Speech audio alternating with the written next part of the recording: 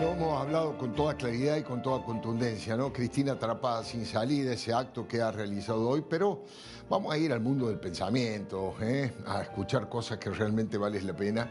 Y hoy tenemos dos invitados de lujo. En un rato va a estar aquí Diego Guelar, ha sido embajador en Estados Unidos, embajador en China, y está con nosotros, para mí, uno de los intelectuales más lúcidos que tiene la Argentina, que es Santiago Kovadlov. Santiago, muy buenas noches, gracias por venir. Encantado de estar contigo, Un realmente, gustazo. Alfredo. Ahora vamos a hablar, acaba de publicar un libro, La suma de los días, a ver si lo puedo mostrar ahí a cámara. La suma de los días, Santiago Kovadlov, lo ha editado MC, Fragmentos de una vida. Ahora vamos a hacerle algunas preguntas al respecto, pero de actualidad te quiero preguntar también, Santiago. La Corte Suprema de Justicia dicen que es inminente el rechazo de la presentación que hizo los abogados de Cristina, y eso la llevaría directamente, bueno, no a la cárcel porque sería un arresto domiciliario.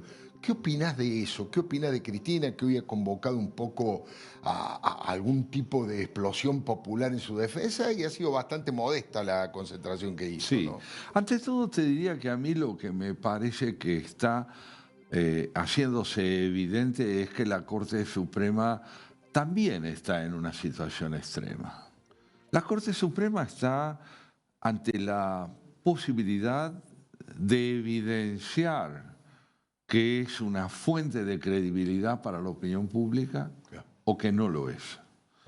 El hecho de que se pronuncie sobre la expresidenta en los términos en que tantos ciudadanos esperamos, donde muestren que la corrupción y el poder son incompatibles, no compatibles, me parece que pone además en evidencia hasta qué punto los integrantes de la Corte saben que de ellos y de su decisión depende la posibilidad de impulsar la credibilidad renovada en la justicia en un país como el nuestro.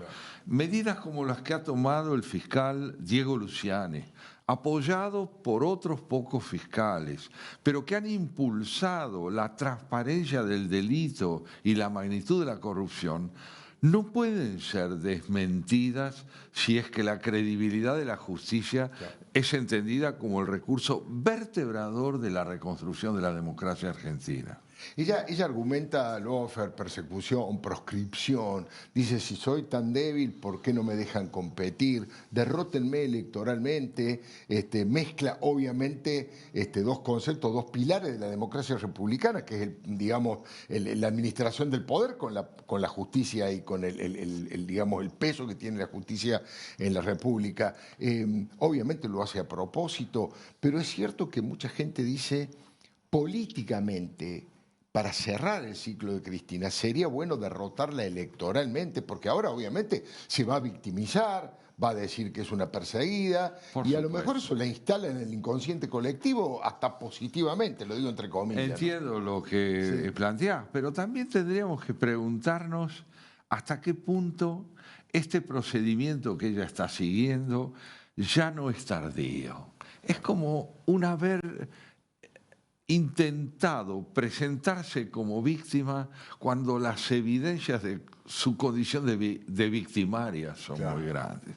Se sabe demasiado sobre ella como para que su inocencia gane proyección social de una manera inquietante. Ahora, Alfredo, me pregunto, al gobierno, ¿le conviene que Cristina sea proscripta? ¿Candidata o presa? O presa. ¿Cómo le conviene? Porque entiendo que lo que el gobierno quiere es derrotarla políticamente y que la justicia en este momento interfiere en su proyecto para privilegiar la reconciliación entre ética y transparencia política, y al gobierno pareciera no importarle la justicia.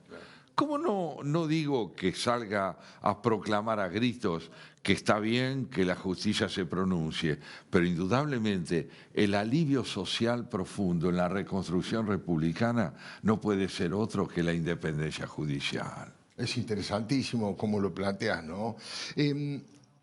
Santiago, el presidente Javier Milei, me gustaría que me opines qué te parece, qué opinás, dónde te parás frente a la figura de Javier Milei, empezando por un tema que obviamente yo respeto y rescato y valoro, que es el apoyo permanente desde el comienzo al Estado de Israel, Sí. su defensa, su lucha en contra del antisemitismo. Hoy estuvo hace pocas horas en el Muro de los Lamentos, en una gira realmente importante, se va a ver 2 veces con el primer ministro, con Bibi Netanyahu, ahí estamos viendo cómo está rezando con el embajador Alex Wanish en el Muro de los Lamentos, y bueno, y varias cosas económicas también, como por ejemplo consolidar una línea aérea a El Al como un vuelo directo entre Tel Aviv y Buenos Aires. ¿Cuál es tu mirada en general de Milei y respecto a este tema también? Voy a empezar por este tema. Mira, yo tengo esta impresión. Creo que la afinidad del presidente Milei con el judaísmo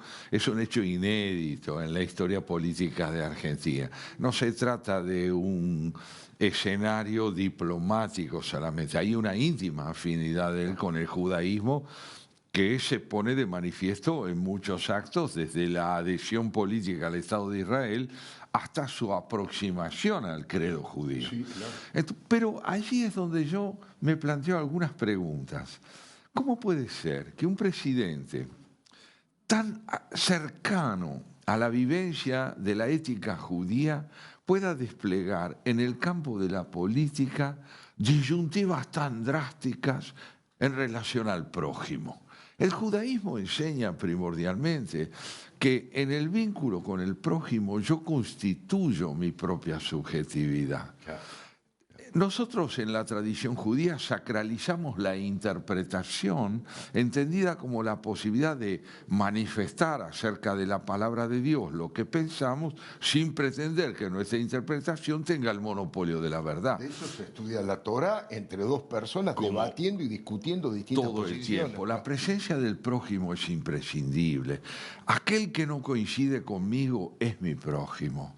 Yo necesito debatir con él. Y sinceramente me encantaría que este capital moral del judaísmo pudiera proyectarse en la relación del presidente con la oposición, sin caer en generalizaciones, rehuyendo el lenguaje cloacal, sacralizando la palabra como lo hace el judaísmo al infundirle al otro presencia que constituye la mía. ¿Por qué el otro importa? Porque hace de mí una presencia.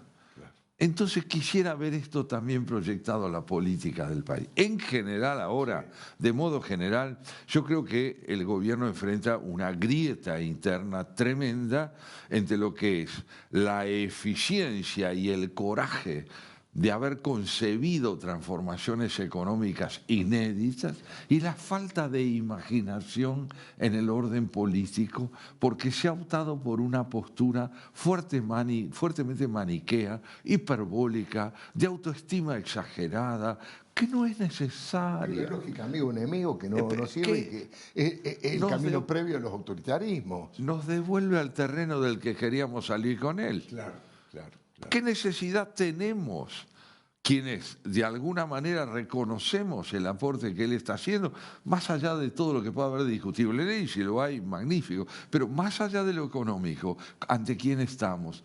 Ante alguien que todavía, por su modo de proceder, nos recuerda mucho más el pasado que el porvenir. Interesantísimo. Y no sé, corregime si me equivoco, creo que estás como has tomado distancia, te has alejado un poco de la cosa partidaria, pero si no es así, decímelo. Pero ¿cómo ves la posibilidad de una alianza del PRO y de la Libertad Avanza en la provincia de Buenos Aires con uno de los objetivos que es derrotar y tratar de cerrar un poco el ciclo kirchnerista, generando allí una victoria que sea algo que, digamos, en vista a lo que puede venir el 2027 con un nuevo gobernador? Sí, no, me inclino por esa alianza, entiendo que es indispensable la conquista política, electoralmente hablando, de la provincia de Buenos Aires por parte del PRO unido a la Libertad Avanza, me parece que sería expresión de un acto de civismo importante en favor de la democracia. Pero me pregunto hasta qué punto esa alianza nace no del miedo a la derrota, sino de la convicción en el valor de la convivencia. Claro. Son cosas diferentes. Sí, hay una predisposición y una actitud distinta en ese encuentro. Exactamente. Entonces, ya veremos, el tiempo dirá. Es posible que de ese encuentro resulte la derrota de Cristina si es que logra ser candidata. Sí. Pero al mismo tiempo, más allá de lo que impone la coyuntura, la pregunta de fondo es ¿qué porvenir tiene el diálogo político entre fuerzas que pueden complementarse a través de convicciones compartidas y de preguntas que uno puede hacerle al otro sobre su propia suficiencia? Claro.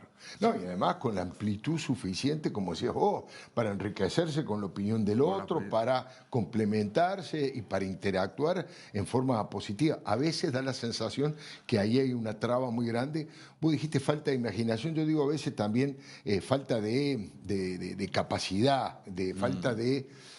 yo diría técnica política, ¿no? Ahí Que en este está. caso política en el más puro y más maravilloso sentido de la No palabra. hay duda, ¿no? y haces muy bien en subrayarlo con el adjetivo maravillosa, porque la política solo existe donde la propia iniciativa y la propia capacidad de protagonismo busca la del adversario, Claro. para fortalecerse en el debate y en la persuasión. En la Catedral de Buenos Aires, el 25 de mayo, el arzobispo de Buenos Aires pronunció palabras fundamentales sobre el valor del prójimo. En la tradición judía a la que es tan afín el presidente, como se decía, esa misma tradición está viva.